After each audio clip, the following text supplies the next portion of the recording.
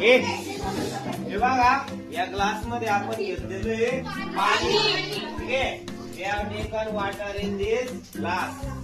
आता आपल्याला काय सिद्ध करायचंय की हवा काय करते, प्रेशर निर्माण करत असते. यासाठी मी कार्डबोर्ड घेतलेलं आहे. काय घेतलेलं आहे? आता मी काय करणार, या कार्डबोर्डला याच्यावरती असं दाबणार आणि याला थोडस असं दाबणार. ठीक आहे, असं काय करणार, याला दाबणार. दाबल्यानंतर मी याला काय करणार, असं इन्व्हर्ट करणार. काय करणार? इन्व्हर्ट करणार.